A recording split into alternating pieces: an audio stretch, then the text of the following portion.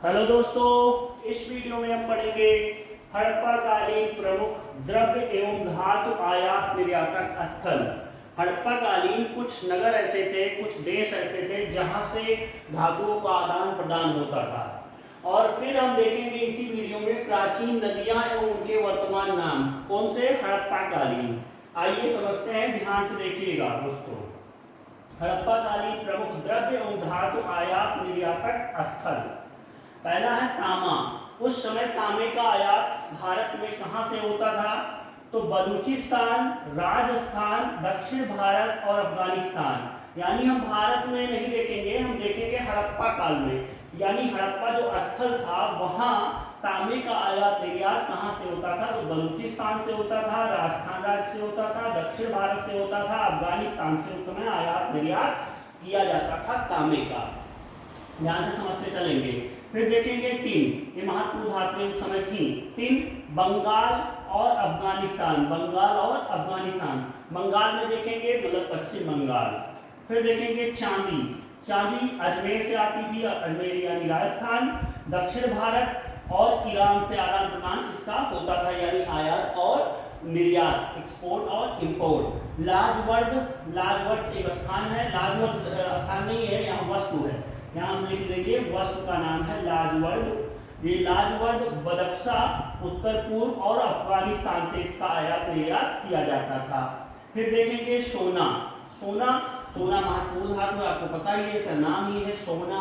मैसूर, मैसूर कर्नाटक और कंधार, कंधार जो है अफगानिस्तान में है। स्फटिक, स्फटिक के माला हम लोग पहनते हैं ना, स्फटिक का माला आता है, स्फटिक की मूर्तियां आती हैं। ये पामीर, पामीर कहाँ है? पामीर का पठार, कश्मीर और फारस की खाड़ी, फारस की खाड़ी से स्फटिक का आयात निर्यात किया जाता था। जमुनिया, जमुनिया हम लोग आमतौर पर कहते हैं, पहनते भी हैं लोग रत्न के रूप में इसको। जमुनिया लिखा है, इसका नाम जमुनिया भी है, जमुनिया, इसको जमुनिया भी कहते हैं। महाराष्ट्र से आदान प्रदान इसका होता था।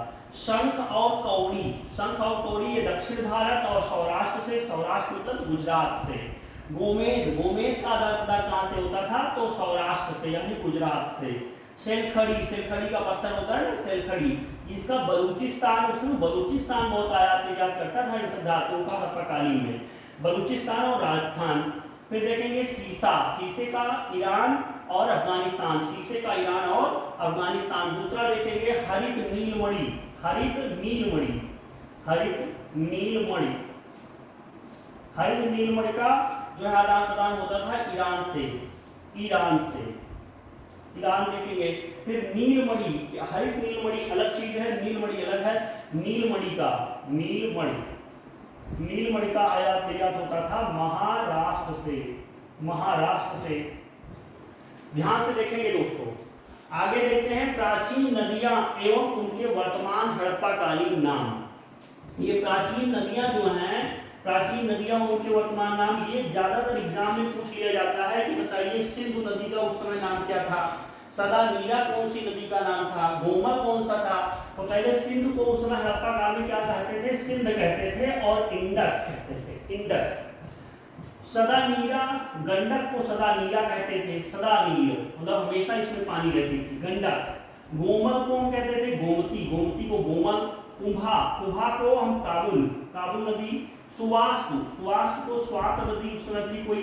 परसुड़ी, परसुड़ी को रावी, यानी रावी को हम परसुड़ी कहते थे। ये सब संस्कृत नाम जैसे लग रहे हैं। रावी को हम पहले हड़प्पा काल में परसुड़ी, और झेलम को हम बेतस्ता, बेतस्ता नदी कहते हैं। बेतस्ता का युद्ध भी है तेवस इतिहास में। झेलम नदी का नाम था उस समय बेतस्ता। चिनाब नदी का नाम था अस्किनी, अस्किनी, और सतलज नदी का नाम था सतुद्री, सतुद्री, और ब्यास का नाम था विपाशा, विपाशा।